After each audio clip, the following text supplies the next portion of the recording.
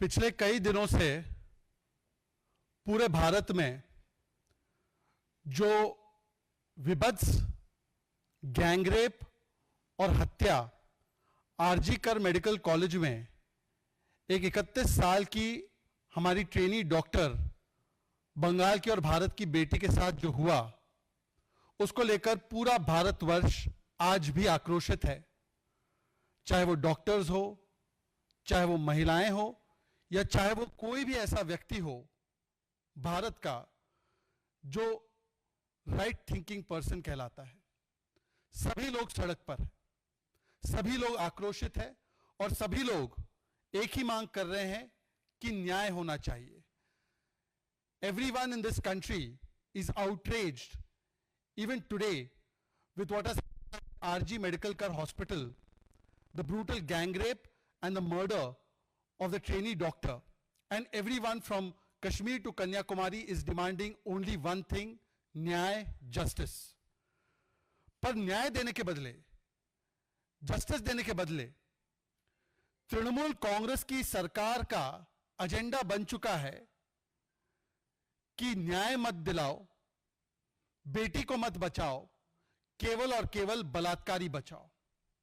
और इस बलात्कारी बचाओ अभियान में तृणमूल कांग्रेस इतना आगे निकल चुकी है कि आज यह कहना अतिशयोक्ति नहीं होगी कि टीएमसी का मतलब तृणमूल कांग्रेस नहीं, तालिबानी मुझे चाहिए और तानाशाही मानसिकता और कल्चर बन चुका है।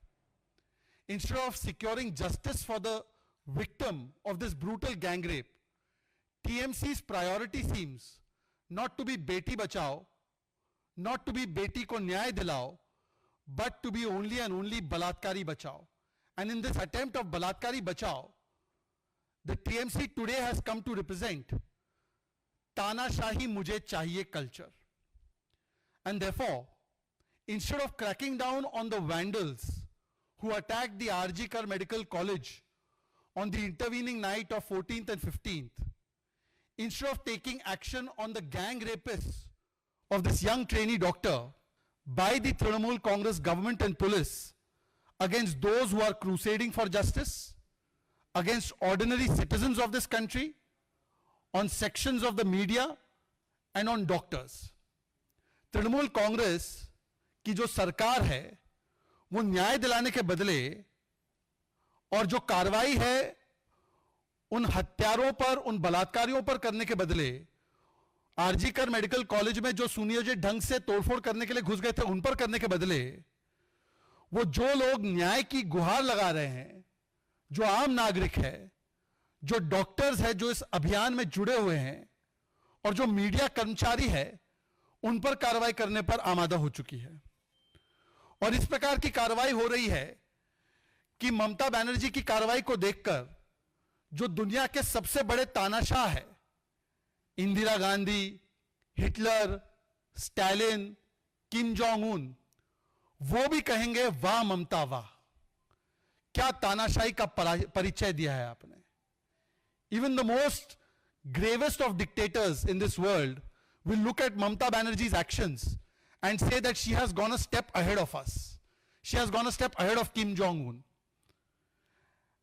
और मैं इसलिए कह रहा हूं क्योंकि मेरे पास यह तालिबानी फतवा है पश्चिम बंगाल की सरकार का, जो मीडिया के माध्यम से ही मुझे प्राप्त हुआ है कि किस प्रकार से इस बेटी के लिए, न्याय के लिए आवाज उठाने वाले 43 डॉक्टर्स को पश्चिम बंगाल की सरकार ने ट्रांसफर करने का निर्देश दे दिया है। और ट्रांसफर उनकी कई दूर दराज इलाकों में भी की गई है।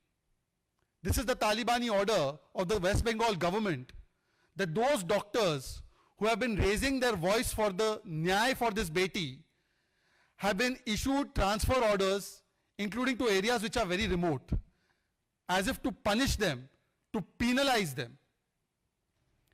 और मैं केवल ये नहीं कह रहा हूं, मीडिया केवल ये नहीं कह रहा है, यूनाइटेड डॉक्टर्स फ्रंट एसोसिएशन ने भी ट्वीट करके कहा है, we strongly condemn Mamata Banerjee the unjust transfer of faculty members who supported our protest.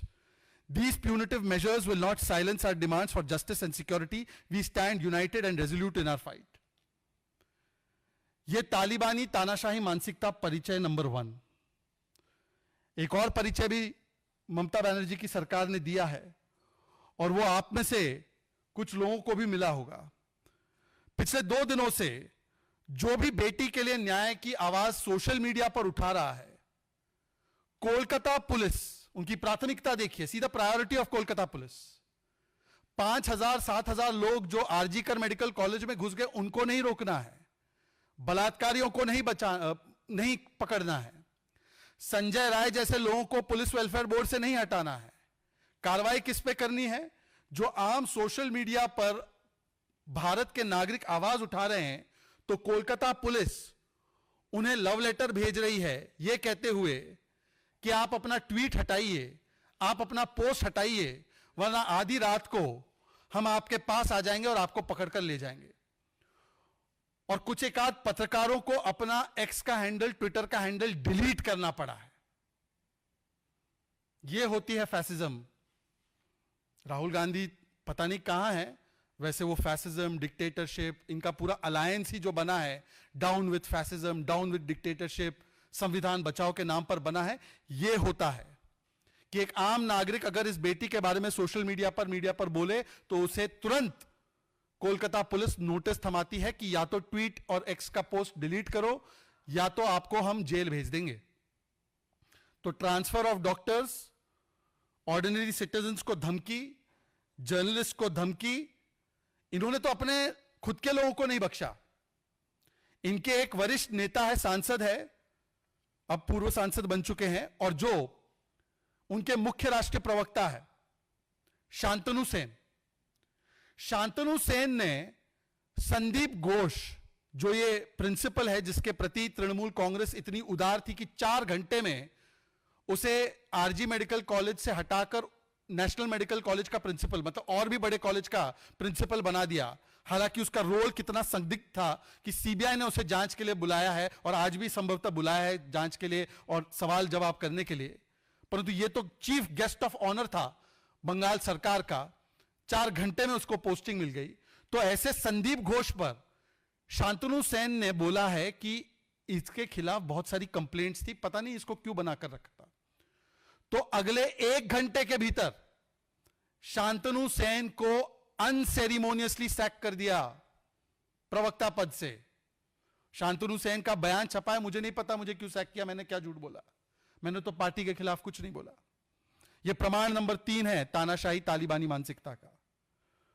और चौथा प्रमाण तो आपने 14 और 15 तारीख को देखा ही है, जब पूरा देश festival of democracy, festival of freedom के स्वागत के लिए तैयारियां कर रहा था। 14 अगस्त, 15 अगस्त मिडनाइट को, और हमारे देश की महिलाएं और देश की महिलाओं के साथ हर एक राइट विंग थिंकिंग पर्सन उनके साथ सड़कों पर था कि बेटी को न्याय मिलना चाहिए, रिक्लेम द नाइट और रिक्लेम द स्पेसेस होना चाहिए। तो उस समय पर सुनियोजित ढंग से स्टेट स्पॉन्सर्ड 5 से 7 हजार गुंडों को भेजकर इस पूरे पीसफुल मूवमेंट को किस प्रकार से हमला करके आरजीकर मेडिकल कॉलेज में घुसकर वहां पर तोड़फोड़ करने का काम किया गया, ताकि एविडेंस को मिटाया जा सके। यह एविडेंस नंबर 4 है। एविडेंस नंबर 5 भी कल सामने आया है। जब भारतीय जनता पार्टी के कार्यकर्ता प्रदर्शन कर रहे थे, तो भारतीय जनता पार्टी के कार्यकर्ताओं पर पुलिस ने बर्बरतापूर्वक ऐसी कार्रवाई की है कि एक कार्यकर्ता को तो गाड़ी के तले ही रौंद दिया। यह तानाशाही और तालिबानी मानसिकता का परिचय दिया जा रहा है।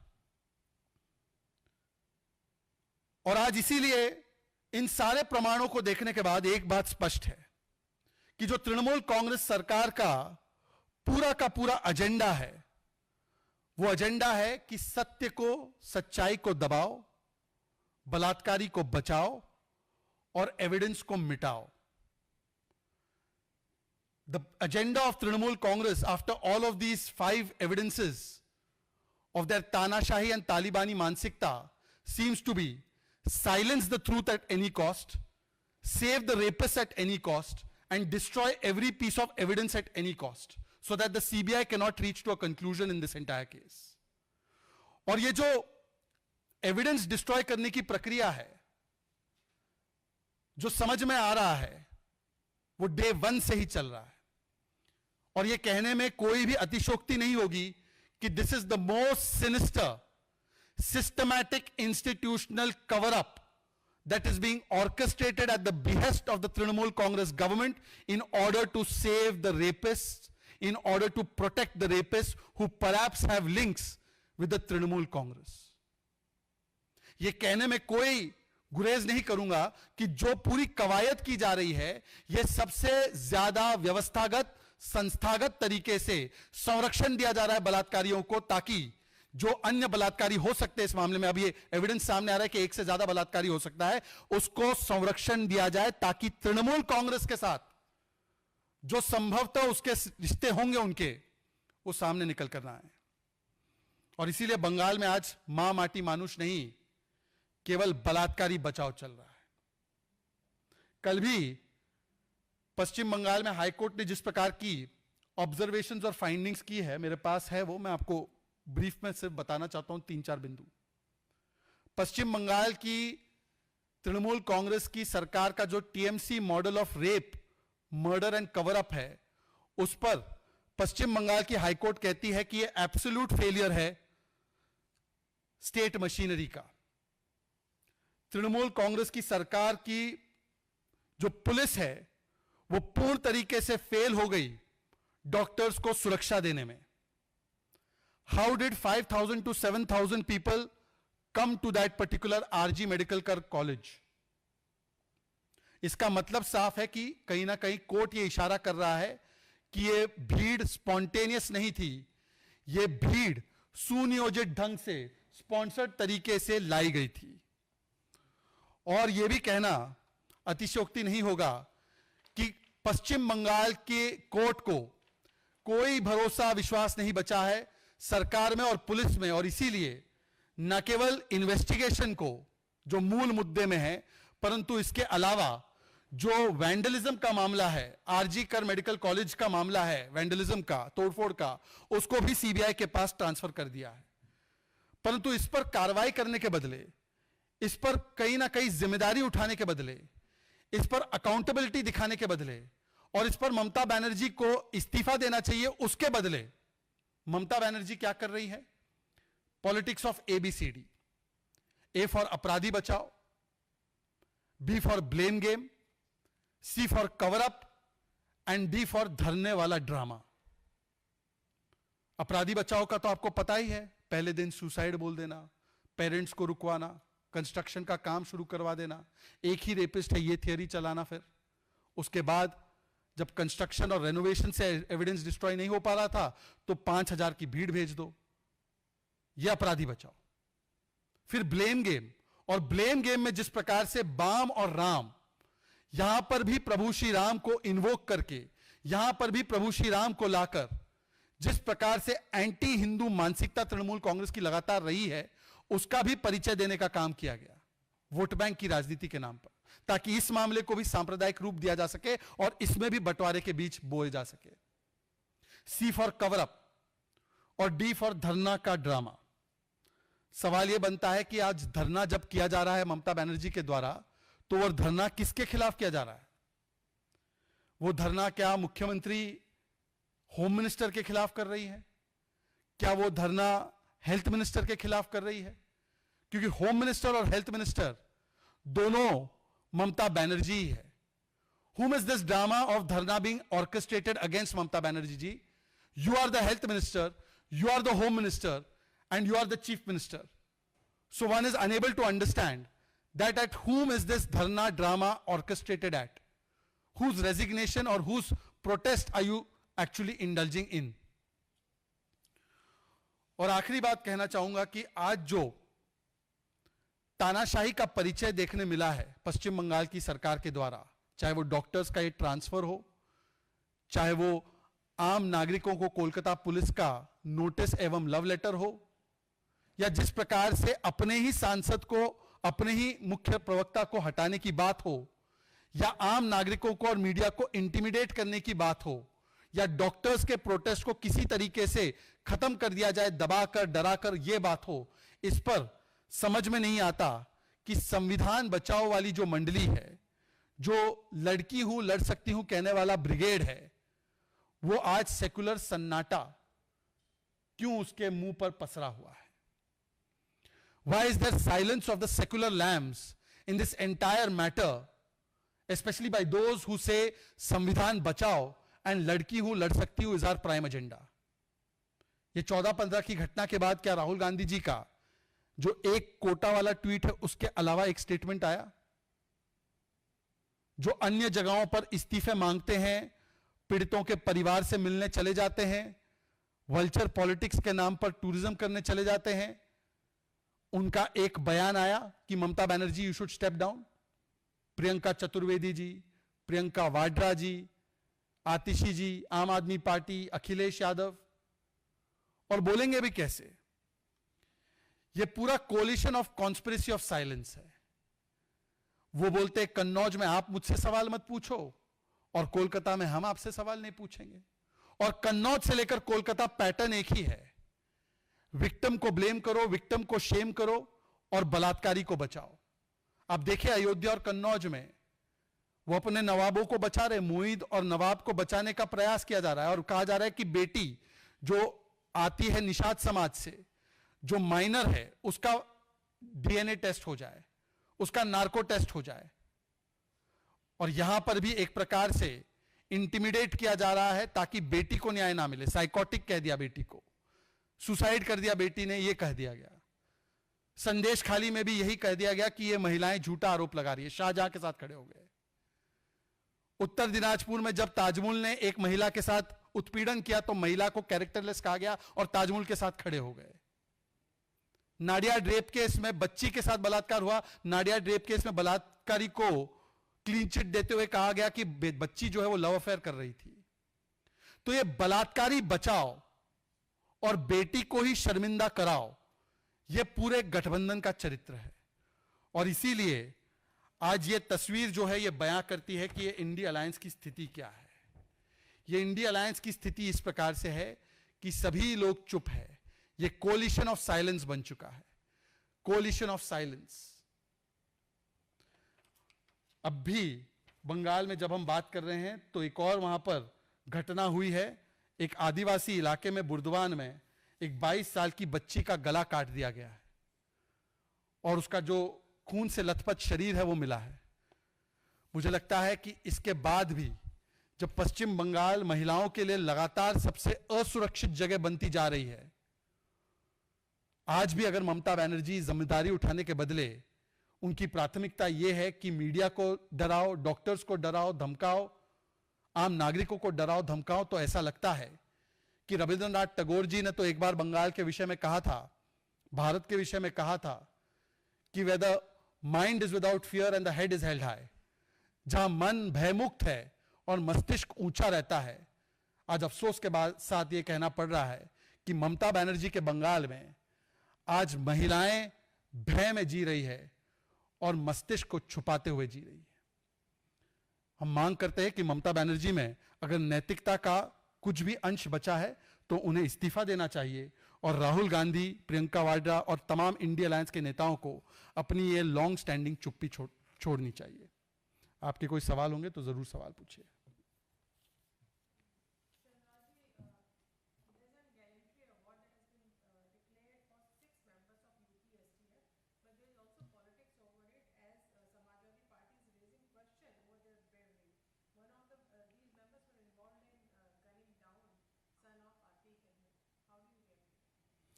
देखिए, समाजवादी पार्टी का तो हमेशा चरित्र रहा है कि वो तो गुंडों को, माफियाओं को, डॉन को, बलात्कारियों को ही पुरस्कृत करते थे और करते हैं, और कहीं किसी बलात्कारी को, किसी माफिया डॉन को कभी संसद भेजना, कभी विधानसभा में भेजना। परंतु भारतीय जनता पार्टी की सरकार की सोच थोड़ी अलग है।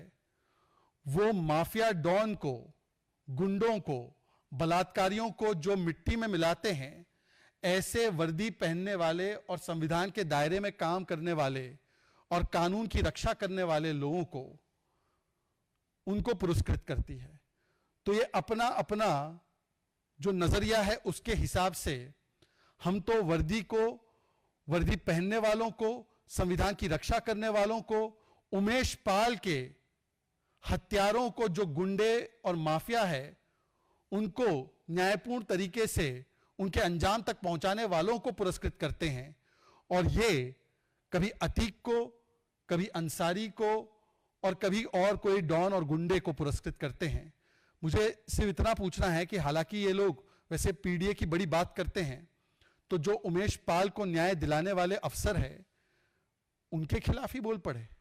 और ये तो समाजवादी पार्टी का पुराना चरित्र है। 2012 में वो कुछ आतंकवादियों को छोड़ रहे थे क्योंकि वो मुस्लिम आतंकी थे, तो हाईकोर्ट को इंटरवीन करके कहना पड़ा कि आज इनको आप छोड़ रहे हैं और कल क्या आप इनको पद्म अवार्ड देंगे।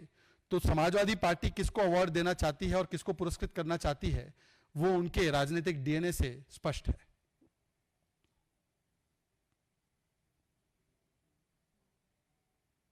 किसी और का कोई सवाल होगा तो बताना।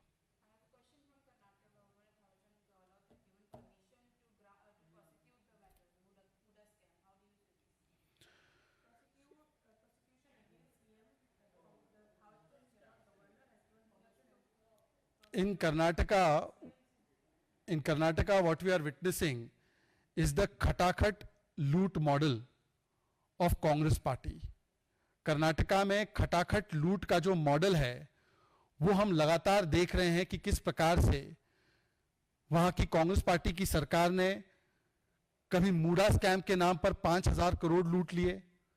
जिस प्रकार से वहां पर मूडा स्कैम में पता चला है कि मुख्यमंत्री की धर्मपत्नी से लेकर उनके ही साथियों को बड़ी बड़ी प्राइम प्रॉपर्टीज दी गई और एससी एसटी ओबीसी समाज को वंचित रखा गया।